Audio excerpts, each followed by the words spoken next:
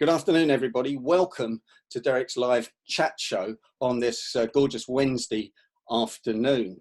I've got today Simon Hazeldine, who's a fantastic friend of mine. He is also a professional speaker, author of 4 books, and spent the first part of his career working for Whitbread in sales and selling for a large multinational like Whitbread, when it was actually a brewing company rather than a hotel group that now just owns Premier Inn and Beefeater. And Simon was telling me that his first induction was a 4-week sales course, intensive, in a hotel, video cameras, non-stop, role plays, etc., etc. And if you did very much wrong, you lost your job. So it's a great pleasure to have Simon with me.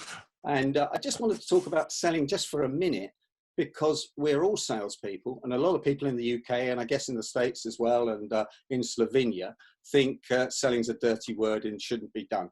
Selling is something that everybody in every company at whatever level should be selling themselves, selling their company, selling their products, and encouraging people. And I work with charities. I do quite a lot of work with charities in my spare time, pro bono.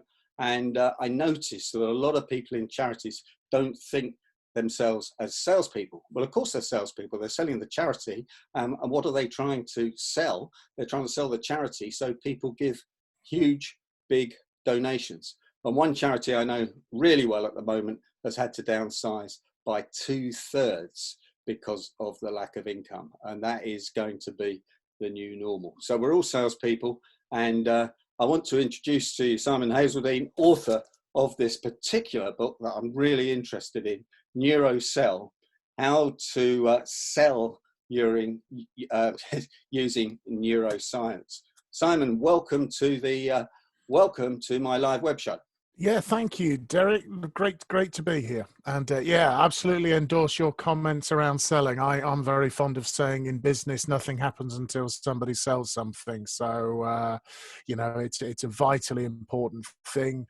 I think the issue people have is it's been done historically. It's been done in quite a you know, pushy kind of way that people dislike. So hence I understand some people have reservations, but I think it's about what I would call old school selling rather than new school selling. And when you say old school selling, what do you mean by that? Oh, yeah, it's a lot of sales training that takes place, or sales methodologies, were originally based on a book published in the USA, I think in about like the 1920s, The Psychology of Selling Life Insurance. And it introduced people to the concept of sort of open and closed questions, features and benefits, overcoming objections, and all of that stuff. Nothing fundamentally wrong with that, but I think sometimes it was applied in a kind of a pushy, manipulative way rather than the more modern consultative approach to selling. You know, if selling is done well, it's a very, very comfortable process for everybody involved. I view it as helping people, finding out what people are interested in, problems, challenges they've got, and then if I think I can help, and I do mean if, then we maybe can then talk about how we might be able to help them. And so when it's done like that, with integrity and with your focus on the other person, it becomes a lot, it becomes a lot easier to do. And secondly, it's much more comfortable for the other person. So you're more likely to get referred, recommended, etc. But I absolutely understand the stereotype. Average man or woman in the street is not going to talk very, very nicely about salespeople. So I absolutely understand that people have a reservation about being described as a salesperson. I read actually somewhere that one of the highest people in the States was a car salesperson somewhere in Illinois, Kevin's part of the world, where he never got promoted. He just sold to everybody, and he sold to all his customers. His customers were friends, they were clients. He knew everyone's birthday, etc., and had a whole backup organization. Simon, I want to turn to this book. What made you write a book about neuroscience and selling? Yeah, so I've always had an interest in psychology. I got a master's in psychology. A lot of salespeople are kind of amateur psychologists, I think, who are interested in what makes people tick. And I attended a training session to do with becoming certified in a psychometric instrument called PRISM, P-R-I-S-M, PRISM brain mapping, a neuroscience-based instrument. And Dr. Colin Wallace, the guy who owns PRISM, who's an expert in applied neuroscience, it was two-day certification. And I was absolutely fascinated. And all the way through day one, I was thinking, wow, I ought to, think about how we apply this to sales, And I was driving home on the end of day one, got stuck on the M1 motorway, and it was shut. And I literally was sat stationary for 2 hours. I just got my pad out and started just downloading from my brain the outline of a book on the neuroscience of selling. And went the following morning and said, Colin, I'm thinking, I want to write a book on selling and neuroscience. He said, well, you write it. He said, I'll give you my technical support. And that's where it came from. And it's probably the most, I've done 5 books now. It's probably the most difficult one I've had to do because of the rigor of making sure that the neuroscience content was accurate. And so thankfully, Colin Wallace is such a super guy that he really held my hand and helped me through that. But, fundamentally, the brain is the seat of all human behavior, all human decision making, and neuroscience is a relatively new science. Only recently have things like fMRI scanning been available to allow us to see what's happening inside the brain when it's doing certain things. And I just think the more we can understand about the brain and how it works, the easier it's going to be for us to sell to the brain inside our customer's head. So I sort of slightly tongue-in-cheek talk about B2B selling, as in rather than business-to-business selling, but brain-to-brain selling. So being able to make it what I call a brain-friendly way of selling that maximizes the comfort in the brain of the customer. And one principle I always espouse is uncomfortable brains don't buy. So the more we can maximize the feelings of comfort the brain has, the more receptive it's going to be, and the more likely it is to make a decision. Now, you talk about in the book mirror neurons, something that I've always been interested in. I remember somebody telling me that if we repeat things enough times, 21 times was the last number I heard, we increase the bandwidth of those mirror neurons, and we connect better with other people, they connect with us, and sometimes the sale is made unconsciously. Now, I probably got that totally wrong, but could you expand on that? Well, there's neural pathways in the brain, which are connections between neurons that happen. So if you're learning to ride a bike, for example, and you're, a classic learning sort of cycle, that it's harder when it's new because the channels, the pathways between the neurons or the connections are not made as well. So the more times you do something, the more the channel becomes established, the easier it is to do. Whereas mirror neurons, now they are the topic of intense debate in neuroscience, and there are specialists. They're believed to be a sort of special kind of neuron brain cell. One theory says that they're to do with being able to predict human behavior, so it's a survival orientated. And perhaps one way of describing them is if you're watching a game of sport, of football or rugby or say hockey, for the folks in the USA, I'm a big ice hockey fan. If somebody gets a hard tackle and you feel the impact, and it's when you go and you sort of experience a similar form of discomfort as the person experiencing it. That's believed to be that property of the mirror neurons that are replicating inside your brain what the other person is experiencing. So obviously one theory is in primitive times, if caveman Derek is marching towards me, my mirror neurons are working out if caveman Derek's intentions are kind and positive or dangerous and threatening. So others are it facilitates learning, and the other is it helps us to empathize. So there are a number of fascinating things. So hence, very important is that maximizing that feeling of comfort, so that what's being picked up in the other person's brain is positive and helpful. And this all happens in the first few seconds, sussing out people that are walking towards you. And that's why first impressions are so critically important. And I know I've said this 3 times on this show already, but if you don't get a second chance to make a first impression, I think I heard that from my pal Will Kintish, who's on the call, who's coming on very shortly to talk about networking. Oh, great. All these skills are things that we've got to do at the beginning, haven't we? If we get wrong at the beginning, we blow it. Is that right, Simon? Yeah, absolutely. I when I was talking to Dr. Colin Wallace about it, he talked about not making it any more difficult than you have to do. You don't want a steep hill to climb. So in one model, it's slightly old-fashioned model of the brain, and it's an awful oversimplification, but it is quite useful. It's the sort of three areas of the brain. They're not areas; they're all part of a unified system. But for ease of explanation, they're sort of the more primitive reptilian area of the brain, as it's described, quite primitive. Oh, you got it there, Derek. Fantastic. Is that showing on the screen, Simon? Is that showing? Yeah, that's shown on mine. Yeah. Is that showing on everyone's screen? I can't tell, everyone's muted, but keep going. Yeah, you get nods. So you can see there the reptilian, the more primitive part of the brain, sort of located where the spine joins the base of the skull. Then you've got the emotional limbic system, where a lot of the emotional processing, and then the more sophisticated areas of the brain, the more rational part of the brain.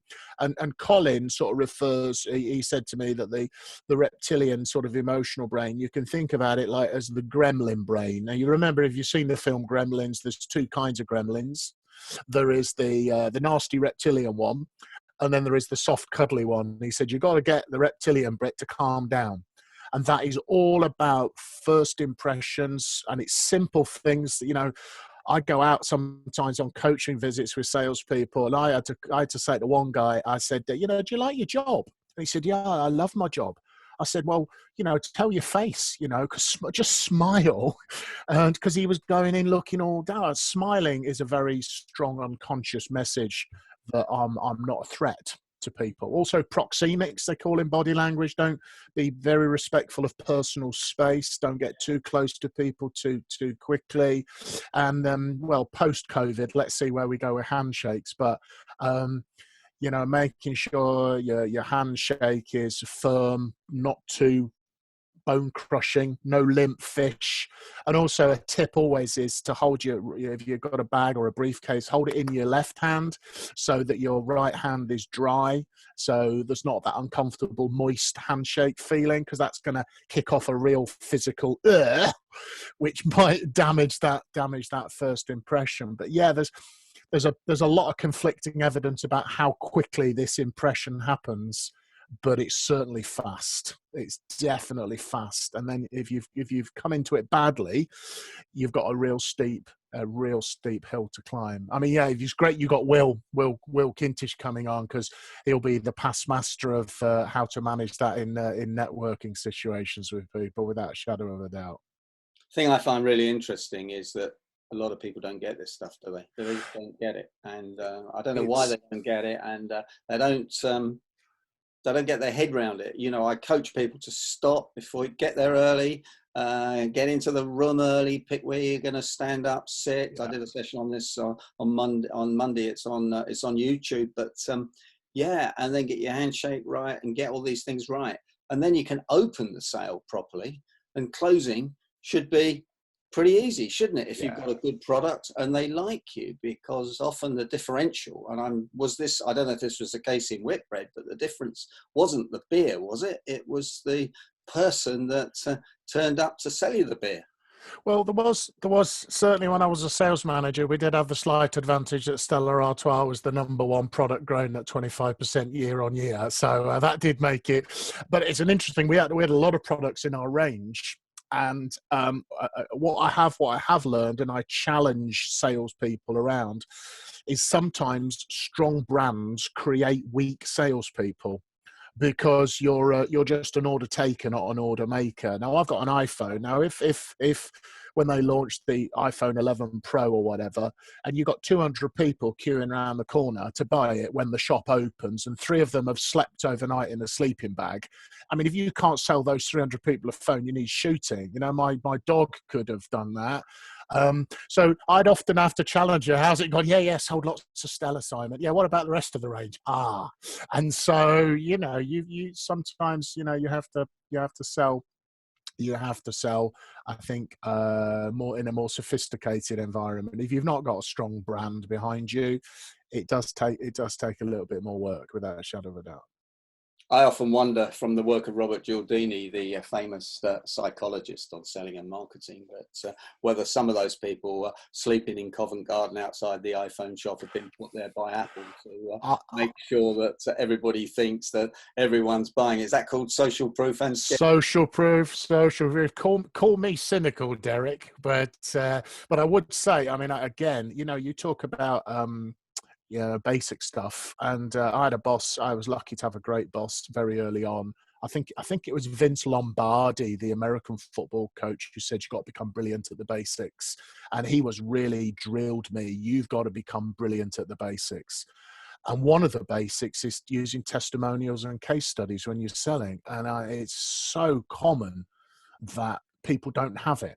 You know, they talk about how, you know, themselves and their company. What you want to be talking about is how you've helped customers who are as similar as possible to the customer you're attempting to convince. Don't tell me how great you are. Get other people to tell you how great we are. So recommendations, referrals, testimonials, case studies, incredibly powerful. Amazon use it extensively, and there is nothing on an Amazon webpage that's not there unless it's proven, because they have analytics coming out their ears. So they use a social proof. They use it 3 times. Reviews, more 5-star reviews. As an author, the better you sell. 75% of people who bought this, looked at this, bought this. The other 25% did this. Oh, and just before you go, 67% of people who bought Neuro-Sell also bought, you know, along with social proof 3 times.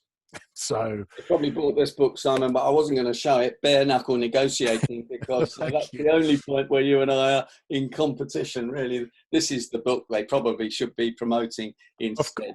I would wholeheartedly recommend my book above. No, I wholeheartedly buy both of them. So. While we're competing, by the way, I think I've got more books on my bookshelf than you have.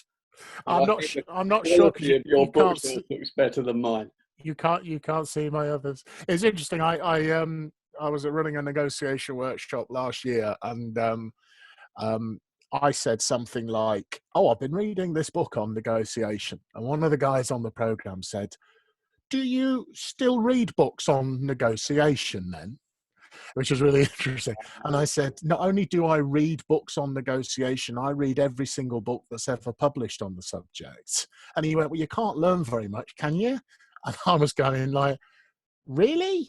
I'm thinking I think I'm flattered. You think I've nothing more to learn on this topic, but that's just not an attitude that I unbelievable, actually, isn't it? But again, only about 1% of people get that. I mean, I've got about 25 books on negotiation up there. Some of them are rubbish, I must admit.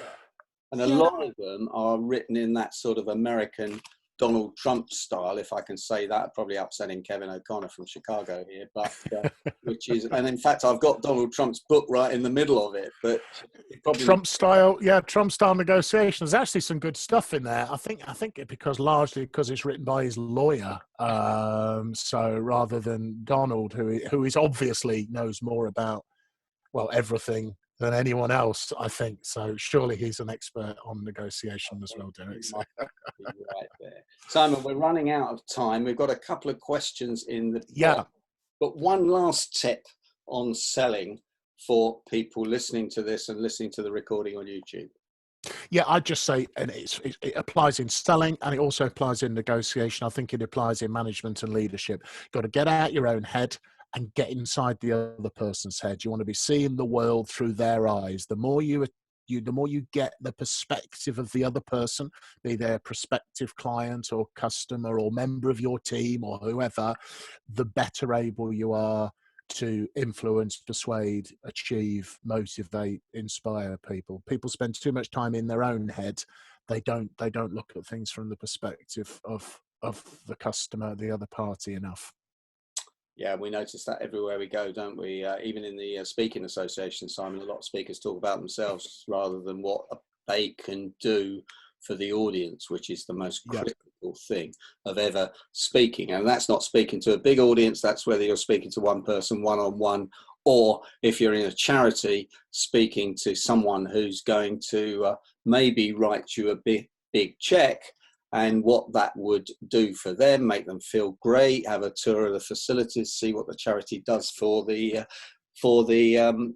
people who are receiving the benefit of it. And that's a huge sales point. So yeah, and doesn't that come from How to Win Friends and Influence People? Isn't that where that I think that we were chatting about this, weren't we, previously? 1920s, Dale Carnegie. I mean, I know.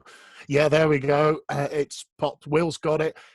The language is a bit dated, maybe, but the philosophy of that book, it would be in my top 10 books for salespeople, for anyone in the world of business or charity. Just, if you've not read How to Win Friends and Influence People, buy it. Definitely buy it. And Robert Cialdini's book on influence, absolutely exceptional. Thanks, Simon. I've got a few questions now coming in. Godfrey Lancashire. Is it true more intelligent people make better liars, or indeed better poker players? He was a private investigator for 20 years, came on and told some fantastic stories, and he's coming later, earlier in May. And I'm just right. Of course, the real question is, why do they make better liars? That's really I'm not necessarily certain. I know there's a connection between intelligence and ability to deceive. I do know that correctly diagnosing deceit is a particularly challenging thing to do. It's I think a lot of nonsense is talked about it. It's made very, very simplistic. Some good stuff. Paul Ekman's micro expressions, I think, is very, very interesting field of study. And I'm trying to remember the guy, Joe Navarro. I think what everybody is saying, an FBI profiler. I think I've certainly benefited from Navarro's work, but I certainly in Neuro-Sell, we get some photos, some non-verbals of signs of discomfort and comfort that you can see that helps you to read how comfortable a customer is feeling, or are potential indicators. I'd have to do it would be probably an interesting thing for us to do as negotiation people, Derek, was to identify what the latest sort of thinking and research was into deceit signs. I think that might be quite helpful. I think Godfrey's waving at you, Derek. Godfrey, let's bring Godfrey in, the questioner. You have to unmute, Godfrey. Technical. Yeah, got it. Okay. Thanks. Very, very quickly, Simon. I was coming from it really because what triggered the question was it's back to empathy, and in investigative interviews, even under caution on tape or audio, it was always important, I thought, to try and get in the mind of the person you're interviewing. So the big bully boy tactics never seemed to me to work.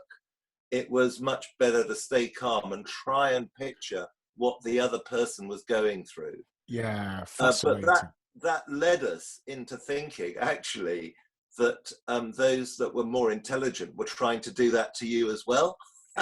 And there was this double game going on. Yes. Yeah. Well, certainly some fascinating research if you study psychopaths, their ability to charm and be very, very persuasive.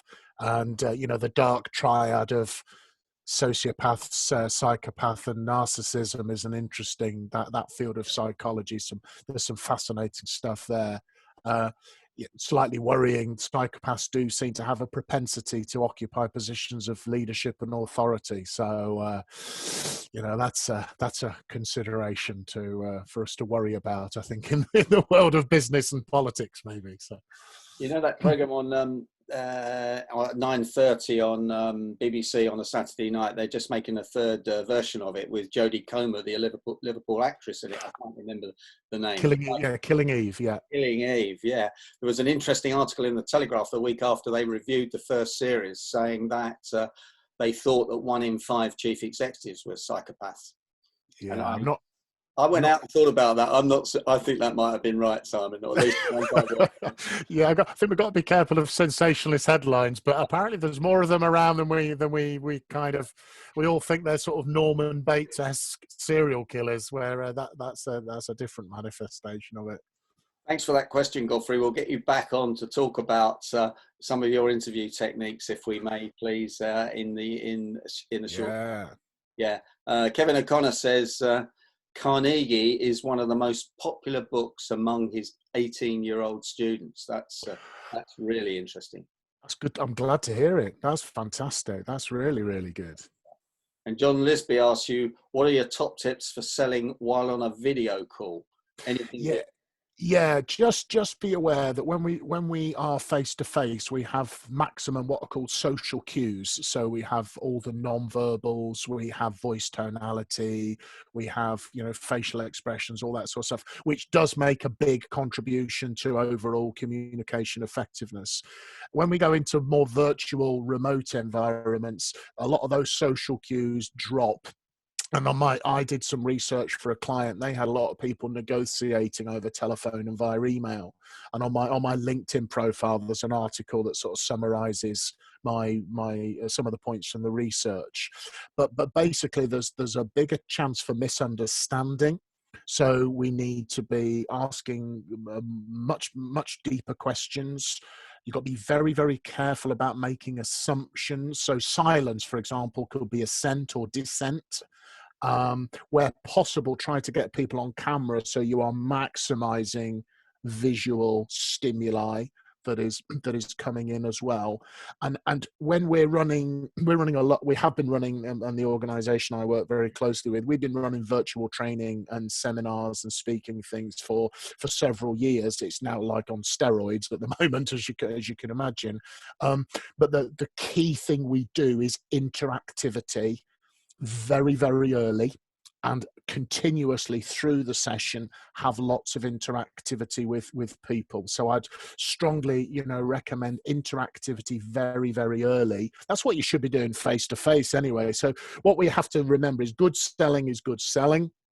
We're just having to adapt and compensate for what is missing, which I think are those social cues and that level of emotional connection between people that you get face to face that you don't get. So twice as much listening, twice as much clarification, twice as much listening. I think you have to concentrate and focus. I'm more tired after a 90-minute virtual workshop than I am doing a 45-minute keynote speech in front of 1,000 people, and I burn a lot of adrenaline when I'm on stage keynoting. I can do a day's workshop face to face and my energy level's almost not affected, but virtually I'm obviously having to concentrate far more in that medium.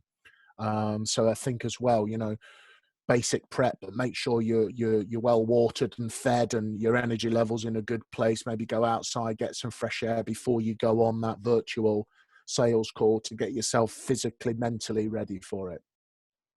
Fantastic, Simon. We're out of time now, but when you come back a second time, because you did agree to that. I will do. Yeah, you closed me on that one, Derek. Good closing skills.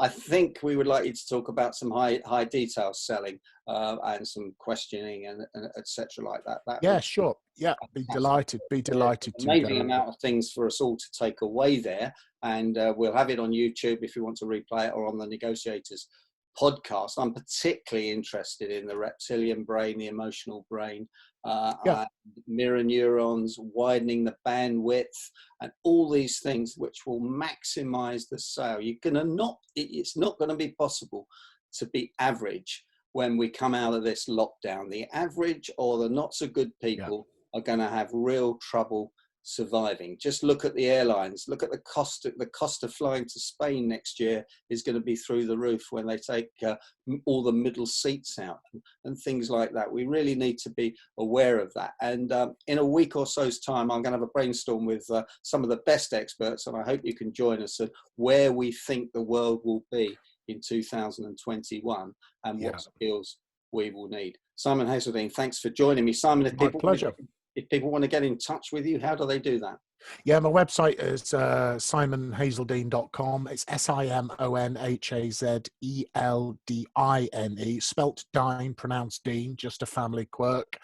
Also, delighted to connect on LinkedIn as well, no problem at all, or on Twitter, etc. And my email is simon@simonhazeldine.com. Feel free to get in touch if I can be of any help. I'll be happy to do so. We're all trying to just, I think, help each other as much as we can during these rather challenging times. So anything, if I can be of assistance, feel free.